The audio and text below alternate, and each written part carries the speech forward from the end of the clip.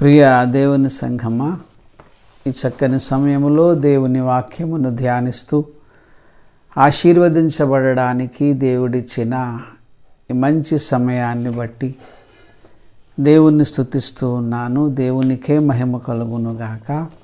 అలాగే కార్యక్రమాన్ని చూస్తున్న మీ అందరకు యేసుక్రీస్తు వారి పరిశుద్ధ నామాన నా వందనాలు చెప్తా ఉన్నాను. అలాగే మీ అందరకు కూడా నూతన సంవత్సర శుభాకాంక్షలు తెలియపరుస్తూ ఉన్నాను. గత సంవత్సరం అంతా దేవుడు మనలను కాచి కాపాడి మన జీవితంలో ఒక నూతనమైన సంవత్సరాన్ని దయచేశాడు. ఆయనకే మహిమ కలుగునుగాక. నూతన సంవత్సరము అంటే అర్థము సంవత్సరం యొక్క నెంబరు కొత్తది వచ్చింది అంతే. 2023 అయిపోయి 2024 అనేటువంటిది వచ్చింది. దానిని బట్టి నూతన సంవత్సరం అని మనం చెప్పుకుంటున్నాము తప్ప కాలములో ఏదో ఒక నూతనత్వము ఉంటుంది అని మన ఉద్దేశము కాదు. ప్రసంగి గ్రంథము 1వ అధ్యాయము 9-10 వచనాలు మనం చూడగలిగితే, మునుపు ఉండినదే ఇక ఉండబోవునది, మునుపు జరిగినదే ఇక జరగబోవునది. మునుపు ఉండినదే ఇక ఉండబోవునది, మునుపు జరిగినదే ఇక జరగబోవునది. సూర్యుని క్రింద నూతనమైనది ఏదియూ లేదు. ఇది నూతనమైనది అని ఒకదాని గురించి ఒకడు చెప్పును, అదియును మనకు ముందుండిన తరములలో ఉండినదే. మానవ చరిత్రను మనం గమనిస్తూ ఉంటే ఈరోజు జరిగినవి ఇంతకుముందు, ఈరోజు జరుగుతున్నవి ఇంతకుముందు జరిగినవే, ఈరోజు జరుగుతున్నవి ఇంకా రాబోయే రోజుల్లో జరగబోయేవే. మానవ చరిత్రలో ఇది మనం చూస్తూ ఉన్నాం. ఇదేదో కొత్తగా జరిగిందని చెప్పడానికి లేదు. అంతకుముందు జరిగినవే ఇప్పుడు జరుగుతున్నాయి, ఇప్పుడు జరుగుతున్నవే రాబోయే రోజుల్లో కూడా జరగబోతూ ఉన్నాయి. కాలములో ఏమీ నూతనత్వం ఏమీ లేదు. అసలు కాలానికి నూతనత్వం అవసరం లేదు. నూతనత్వము మనిషికి కావాలి, మనిషికి నూతనత్వము కావాలి. ఎందుకంటే మన ప్రాచీన స్వభావము చెడ్డది. ఆదాము నుంచి మనందరికీ పాప స్వభావం వచ్చేసింది.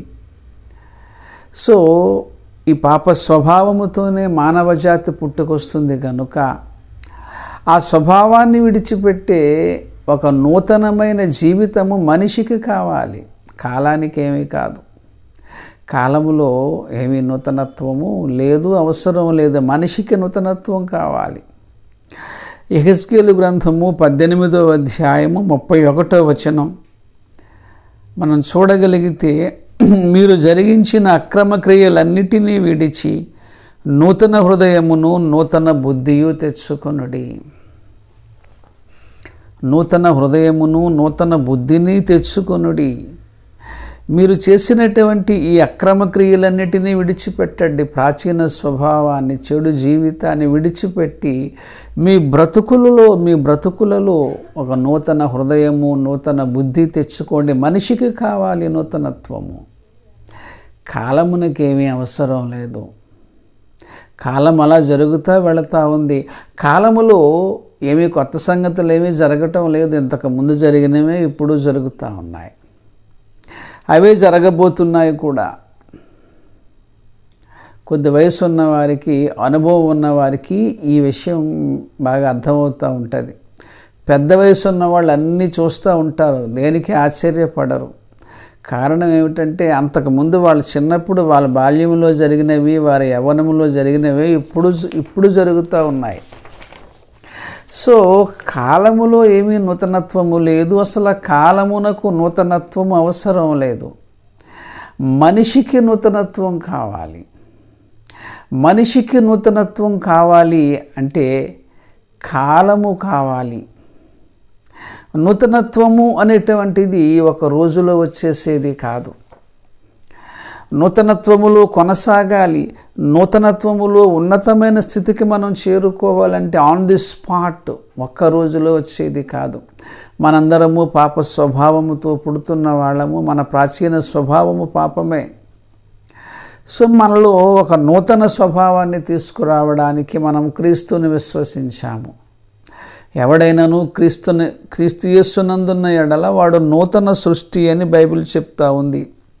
2 కొరింథీయులకు వ్రాసిన పత్రిక 5వ అధ్యాయం 17లో, కాగా ఎవడైనాను క్రీస్తునందున్న ఎడల వాడు నూతన సృష్టి, పాతవి గతించెను, ఇదిగో క్రొత్తవాయను. మనం క్రీస్తుని విశ్వసిస్తే మనకి మన జీవితంలో ప్రియులారా ఒక నూతనత్వం అనేటువంటిది వస్తుంది. క్రీస్తుని విశ్వసించిన తరువాత పరిశుద్ధాత్మను మనం పొందుకుంటాము. ఆ పరిశుద్ధాత్మ మనకు నూతన స్వభావాన్ని ఇస్తాడు, నూతన హృదయాన్ని ఇస్తాడు. తీతుకు వ్రాసిన పత్రిక 3వ అధ్యాయం 5వ వచనములో, పరిశుద్ధాత్మ మనకు నూతన స్వభావము కలుగ చేయుట ద్వారా మనలను రక్షించెను.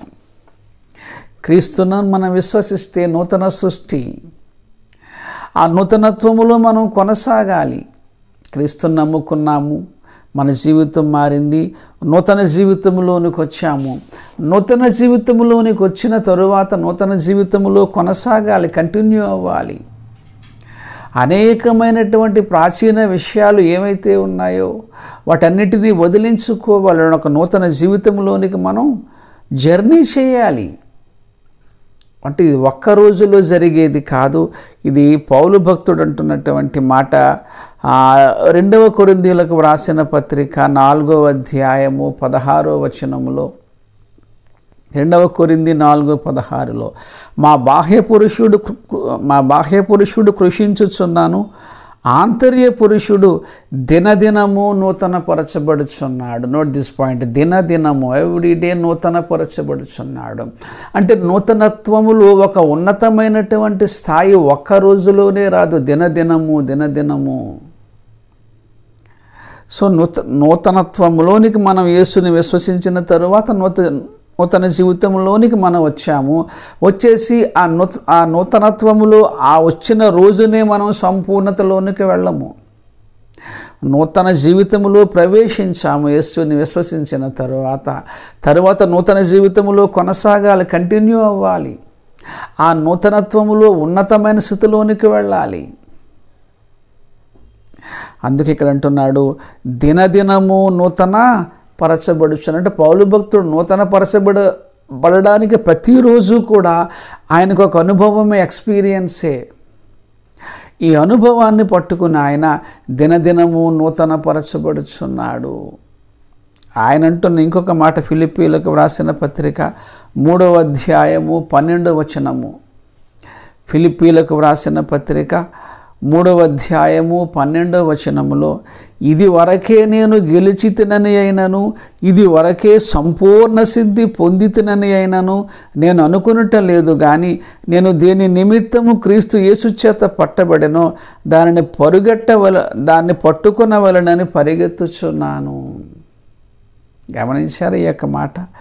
ఇంతకు ముందే నేను ఏదో సంపూర్ణుడైపోయానని మీరు అనుకుంటున్నారేమో. కాదు, ఇది ప్రాసెసింగ్ ఈజ్ గోయింగ్ ఆన్, జరుగుతూ ఉంది. ఇది దేని నిమిత్తము క్రీస్తు యేసు చేత పట్టబడితేనో దానిని పట్టుకొనవలెనని పరుగెత్తుచున్నాను. Present continuous tense. ఇప్పుడు పరిగెత్తుతున్నాడు, ఆ పరుగలా కంటిన్యూ అవుతూ ఉంది. నూతన జీవితము కొరకు ప్రతిరోజు మన జీవితంలో అనేకమైన అనుభవాలు ఎదురవుతూ ఉంటాయి.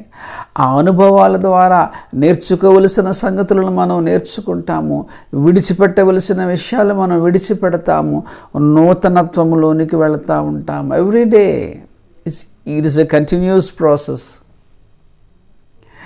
ఒకే రోజున ఆన్ ది స్పాట్ నూతన జీవితంలో ఒక ఉన్నతమైన స్థాయికి మనం చేరుకోలేము.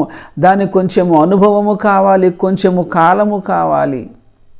తిమోతి భక్తుడితో పౌలు గారు అంటున్నాడు ఒక్కసారి, 1 తిమోతి 2వ అధ్యాయము 4వ వచనములో, ఆయన మనుష్యులందరూ రక్షణ పొంది సత్యమును గూర్చిన అనుభవ జ్ఞానము గలవారే ఉండవలెనని నిశ్చయించుచున్నాడు. సత్యమును గూర్చిన అనుభవ జ్ఞానము అంటే సత్యము తెలుసుకోవడానికే కొంచెం కాలం పడుతుంది. తెలుసుకున్నటువంటి సత్యము లేక వాక్యము మన జీవితాలకు అన్వయించబడటమే అనుభవము. అంటే థియరిటికల్ నాలెడ్జ్తో పాటుగా ప్రాక్టికల్ నాలెడ్జ్ కూడా మనం కలిగి ఉండాలి. ఈ ప్రాక్టికల్ నాలెడ్జ్ ఏదైతే ఉందో అది ఒకే రోజులో వచ్చేయదు, అది ఒక్క రోజులోనే రాదు. It will take time. ఇంతకుముందే నేనేదో ఇది వరకే నేను గెలిచేసానని మీరేం అనుకోవద్దు. ఆ ప్రాసెస్ జరుగుతూ ఉంది. ఇది వరకే సంపూర్ణ సిద్ధి పొందితేనని నేను అనుకునటలేదు, ఆయనే అనుకోవటం లేదు. అమ్మయ్య మార్చుకోవాల్సినవన్నీ మార్చేసుకున్నాను, ఇప్పుడు నేను 100% పర్ఫెక్ట్ అని చెప్పేవాళ్ళు ఎవరు ఉండరు. అలా జరుగుతూ ఉంటుంది, అది ప్రాసెసింగ్. విడిచిపెట్టవలసినవి కొన్ని మనం విడిచిపెడతాం, రేపు కొన్ని, అలాగే మళ్ళీ ఏవేవో అలా విడిచిపెట్టుకుంటే ప్రతిరోజు ఒక అనుభవం అనగానే, ఎక్స్పీరియన్స్ అనగానే కొంచెము కాలముతో కూడుకున్నది. అది అనుభవం అంటే కొన్ని సంవత్సరాల సమయం పడుతుంది. సత్యమును గూర్చిన అనుభవ జ్ఞానము గలవారే అంటే సత్యమును తెలుసుకోవడానికి చాలా టైం, ఆ సత్యమును గూర్చిన అనుభవం రావడానికి ఇంకా టైం పట్టేస్తుంది. ఒకే రోజులో మనం సంపూర్ణ స్థితిలోనికి చేరుకోలేము. అందుకే దినదినము నూతనపరచబడుచున్నాము. ప్రతిరోజు ఒక పాఠమే, ప్రతిరోజు ఒక అనుభవమే. వాటి ద్వారా నేర్చుకోవలసిన విషయాలను మనం నేర్చుకుంటాము, విడిచిపెట్టవలసిన విషయాలను మనం విడిచిపెడతాము. అది కంటిన్యూస్గా అలా జరుగుతూ ఉంటుంది. అలాగే మరొక చిన్న మాట నీకు నేను వినిపించాలని నేను ఆశపడుతూ ఉన్నాను ప్రియులారా. రోమీలకు వ్రాసిన పత్రిక 1వ అధ్యాయం 17వ వచనము. రోమీలకు వ్రాసిన పత్రిక 1వ అధ్యాయము 17వ వచనము. ఎందుకని నా నీతిమంతుడు విశ్వాసమూలముగా జీవించునని వ్రాయబడిన ప్రకారము విశ్వాసమూలముగా అంతకంతకు విశ్వాసము కలుగునట్లు దేవుని నీతి దాని యందు బయలుపరచబడుచున్నది. విశ్వాసమూలముగా, ఇక్కడ మీరు గమనించారా, విశ్వాసమూలముగా అంతకంతకు విశ్వాసము కలిగినట్లు. విశ్వాసమూలముగా ఇంకా విశ్వాసములో ఉన్నతమైనటువంటి స్థాయి, అంతకంతకు అంటే కొంచెం సమయం పడుతూ ఉంది. ఇంతకుముందు మనందరము అవిశ్వాసులము, క్రీస్తుని విశ్వసించాము, విశ్వాసులమయ్యాము. అప్పుడప్పుడు అల్ప విశ్వాసులుగా ఉన్నాము. మన జీవితంలో ఏదైనా కష్టాలు అది వచ్చినప్పుడు మన విశ్వాసము కాస్త అంత సన్నగిల్లుతూ ఉంటుంది. అది అల్ప విశ్వాసము. అవిశ్వాసము, అల్ప విశ్వాసము, విశ్వాసము, అధిక విశ్వాసము, జర్నీ అలా జరుగుతూ ఉంది, అలా వెళ్తూ ఉంది. ఆన్ ది స్పాట్ ఒకే రోజులోనే మనం సంపూర్ణ స్థితిలోనికి చేరుకోలేము. అనుభవము అవసరము. అనుభవం అంటే వాక్యము, నేర్చుకున్న వాక్యము, తెలుసుకున్న సత్యము జీవితానికి అన్వయించబడటమే. అదే అనుభవ జ్ఞానం అంటే. సో దానికి కొంచెం సమయం పడుతుంది. ప్రతి దినము కూడా మన జీవితంలో ఎన్నో అనుభవాలు ఎదురవుతూ ఉంటాయి. ఆ అనుభవాల ద్వారా మనం ఎన్నో విషయాలు నేర్చుకుంటాము. విడిచిపెట్టవలసిన విషయాలు విడిచిపెట్టాలి, చేయవలసిన కొన్ని విషయాలు చేయాలి. దీనంతటికీ కూడా కొంచెం సమయం పడుతుంది. అందుకే పౌలు భక్తుడు దినదినము నూతనపరచబడుచున్నాము. అలాగే ఫిలిప్పీలకు వ్రాసిన పత్రిక 1వ అధ్యాయము 9వ వచనములో మీరు శ్రేష్టమైన కార్యములను వివేచింపగలవారగుటకు మీ ప్రేమ తెలివితోనూ సకల విధములైన అనుభవ జ్ఞానముతోనూ కూడినదై అంతకంతకు అభివృద్ధి పొందటం. అంతకంతకు అనుభవ జ్ఞానం అంటే కొంచెం సమయముతో కూడుకున్నది.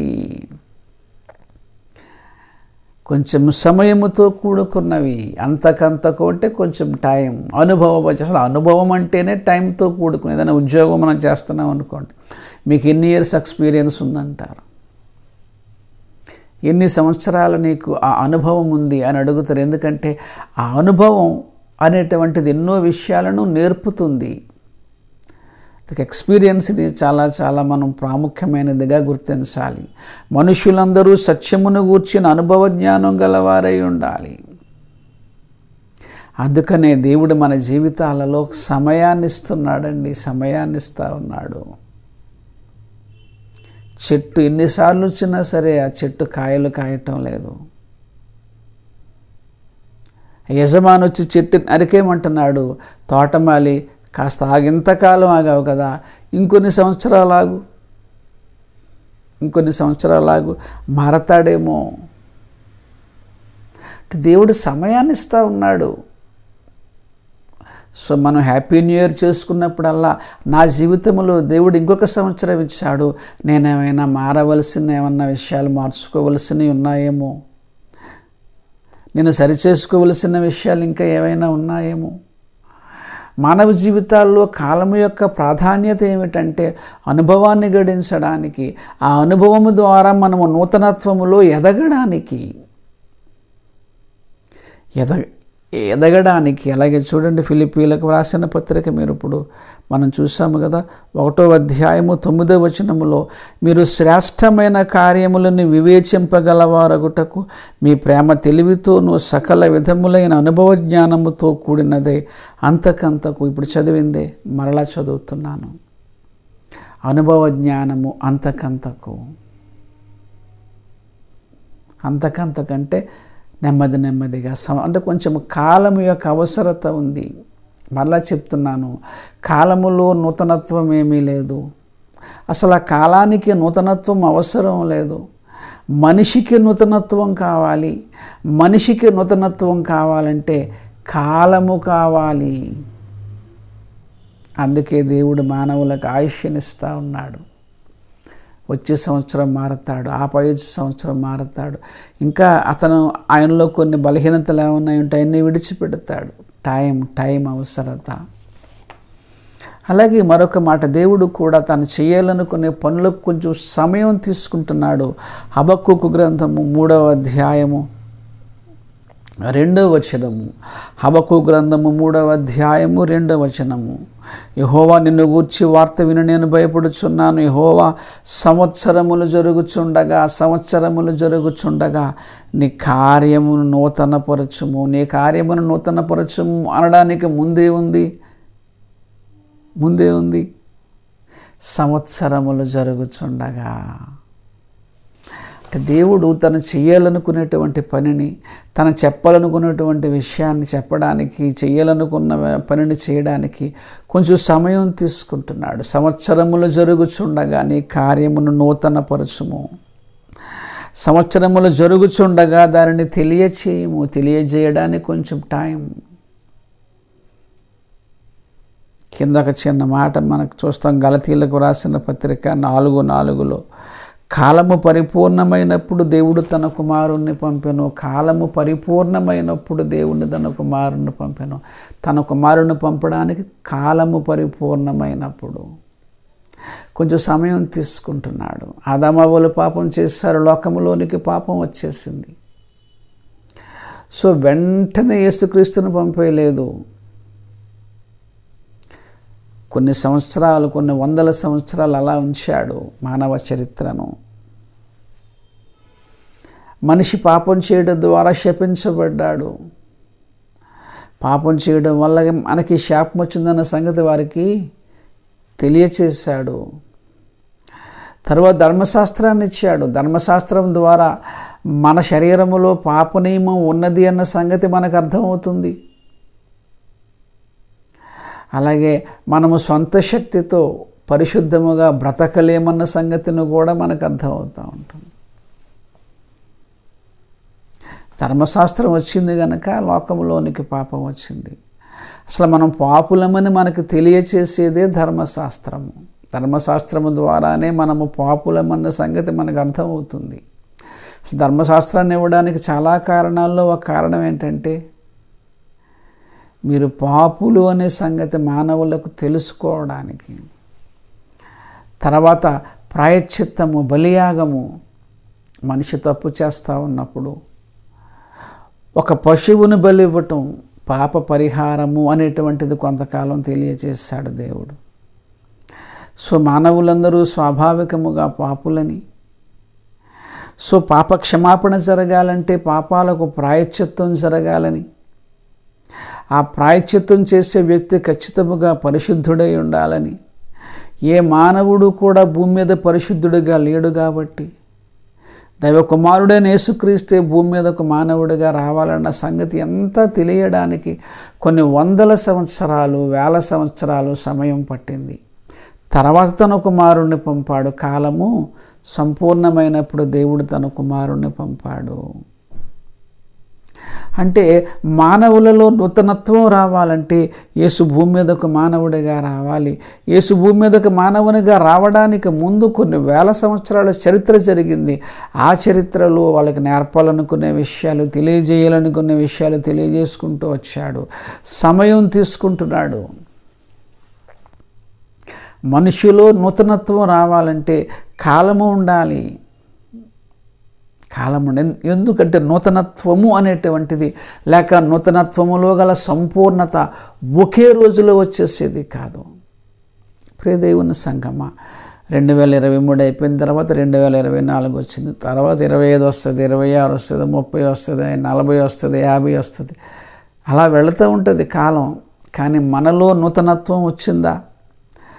పాతవి గతించెను, ప్రాచీన స్వభావం పోయిందా? ఈ విషయాన్ని ఎవరికి వారు స్వపరీక్ష చేసుకోవాలి. మనిషి మారాలనే మానవులకు దేవుడు కొంత ఆయుష్యనిచ్చాడు. ఆ ఆయుష్యను మనం సద్వినియోగపరుచుకుందాం. నూతన సంవత్సర సందర్భంగా లోక సంబంధమైన నాట్యాలు, అల్లర్లు, తాగడాలు, తినడాలు ఏ వద్దు మనకి. ప్రభువా, పోయిన సంవత్సరం కాచి కాపాడావు, ఈ సంవత్సరం ఒక నూతన సంవత్సరాన్ని ఇచ్చావు అని మనం దేవుని స్తుతించటం కొరకు, అలాగే ఏవైనా విడిచిపెట్టవలసిన విషయాలు ఏమన్నా ఉంటే విడిచిపెట్టడానికి కాలము మానవులకు అవసరమవుతుంది. కాలము ద్వారానే మనుషులకు అనుభవం వస్తుంది. అనుభవము ద్వారానే మానవులకు నూతనత్వం వస్తుంది. ఇది ప్రతిరోజు అలా జరుగుతూ ఉంటుంది. కాబట్టి మిత్రులారా, సమయమును సద్వినియోగపరచుకోమని బైబిల్ చెప్తా ఉంది.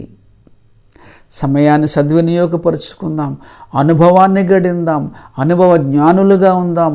ఈ అనుభవములో ఏవైనా విడిచిపెట్టవలసిన విషయాలుంటే విడిచిపెట్టేద్దాం, నేర్చుకోవలసిన సంగతులు ఉంటే నేర్చుకుందాం. సమయాన్ని సద్వినియోగపరుచుకుంటూ సత్యమును గూర్చిన అనుభవ జ్ఞానాన్ని మనం సంపాదన చేసుకుంటూ ఈ అనుభవాన్ని మనం సంపాదిస్తూ అలా అలా అలా అలా మనం పరలోకం చేరుకుందాం. పరిశుద్ధాత్మ దేవుడు సమయాన్ని సద్వినియోగపరుచుకునేటట్టు మనందరికీ సహాయము చేయునుగాక. ప్రార్థన చేసుకుందాం. ప్రేమ కలిగిన పరిశుద్ధ తండ్రి, దినదినము నూతన పరచబడుచున్నామనే మాట యొక్క భావం మాకు అర్థమవుతుంది. ప్రతిరోజు మా జీవితంలో ఎన్నో పరిస్థితులు మేము చూస్తూ ఉన్నాం. మా జీవితంలో మాకు ఎన్నో ఎదురవుతూ ఉన్నాయి. ఈ అనుభవం ద్వారా ప్రభువా, మీకు ఇంకా దగ్గర అవ్వడానికి సహాయం చేయండి. మా ఇంకా ఏమైనా విడిచిపెట్టవలసిన విషయాలు ఉంటే విడిచిపెట్టేయడానికి సహాయం చేయండి. ప్రతిరోజు కూడా తండ్రి నూతనత్వములో అలా ఉన్నతమైన స్థితిలోనికి నెమ్మదిగా చేరుకుంటూ ఒక సంపూర్ణమైన స్థితిలోనికి మమ్మల్ని తీసుకెళ్ళి ఆ పరలోకాన్ని మీరు మాకు దయచేయమని యేసువారి పేరిటి ప్రార్థన అడిగి వేడుకొంచున్నాము తండ్రి. ఆమెన్. తండ్రి అయిన దేవుని ప్రేమయు, కుమారుడైన యేసుక్రీస్తు వారి కృపయు, పరిశుద్ధాత్మదేవుని అన్యోన్య సహవాసం ఇప్పుడు ఎల్లప్పుడు సదాకాలము మనందరిపై తోడై ఉండును గాక. ఆమెన్. వందనాలండి.